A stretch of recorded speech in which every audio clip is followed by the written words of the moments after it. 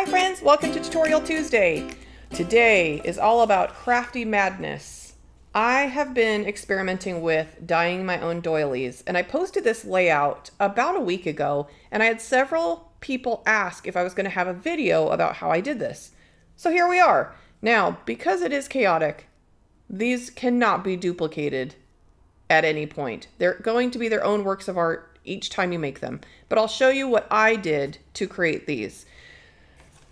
I found this technique out accidentally. It's one of those crafty accidents, or craftinants as they're known in the business. I was trying to color some teal, and I was working on a very much loved and antiqued cardboard piece like so. Not realizing when I added sprays, it would pick up and reactivate some of my earlier dyes. This turned out to be genius because they turned out so much better in real life than I expected them to, because it picked up these shades of brown, even some red from earlier projects. So I'm going to try to do the exact same thing. I'm going to use a piece of cardboard like so that has much loved projects, the history of them upon its fibers. And I got some doilies. When working with projects like this, I like to have quite a few ready so I could just pick up the ink that's already down and do a bunch of these. So I have chosen to use Cut Grass Dilutions ink spray. I'm going to use the Vibrant Turquoise ink spray. And I also really enjoy these Lindy's Gangs. This is their Glitz spray, and it's got kind of like this gold sheen. It's not a super dark pigment in itself, but it adds a lot of interest and shine pretty much to any color. So I'm going to use that as well. What I found during my long years, and by that I mean 1 week of making these, is it worked out better if rather than spraying it directly onto my doily, I sprayed it onto my cardboard. And I'm just going to mix a bunch, except that this one has a clogged. Look at this, we're just going to switch these around. I just mixed a bunch right on my cardboard. That way the colors can blend, and then I'm just going to pick up my doilies here and just plop them face down into the magic. And I like doing this technique a little bit more than the direct spray, because sometimes the direct spray could be really harsh and hard to kind of get a blend. So I'm going to pick this up.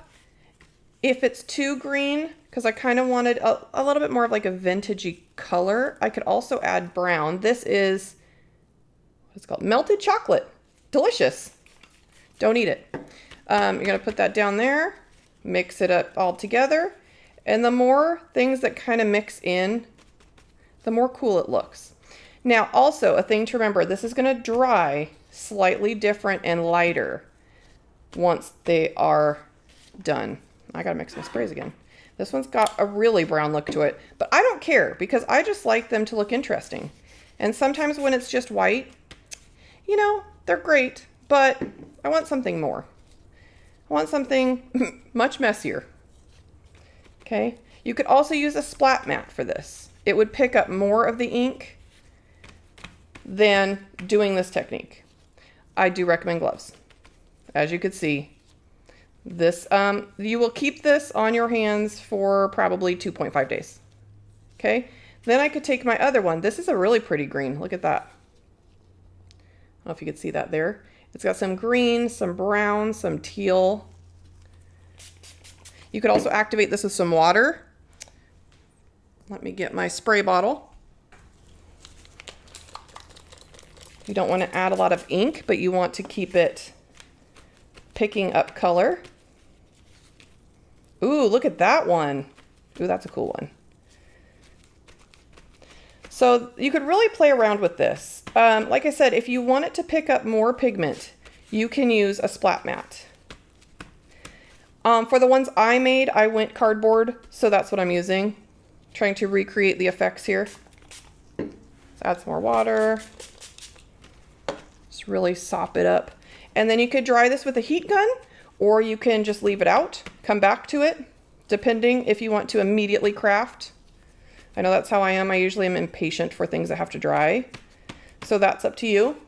But as you can see, each one is going to be a little bit different, and you're never going to get the exact same result. So if you're into junk journaling, if you like this kind of shabby chic vintage style, which I'm all about it, embrace the chaos that is the dyed doily.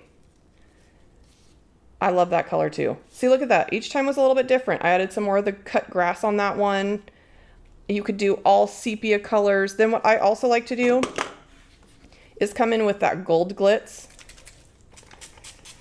And again, you may not be able to see it that well on camera because it's a subtle look. I'll hold it up. But it does give it a little bit of magic. And I think we could all use a little magic in our lives. See that gold there? Gorgeous, right? And that's how easy it is. You could do this with fuchsias, pinks, oranges, reds. I think browns and gold is classic, always looks great. I liked the teal because I wanted something that kind of picked up the colors in this Stamperia paper and would match some of these flowers. And I just love it. It's one of my favorite layouts of this month, I would say. It's sold, so I've got to ship this out today, which is why I had to make the video today, because this has to go in the mail. But that's my video. That's my tutorial. It's super easy. Just go with it. The messier your background, the more creative your doily is going to be. Subscribe to my channel and ring the bell. Let me know in the comment section, what is the best craft accident you have discovered?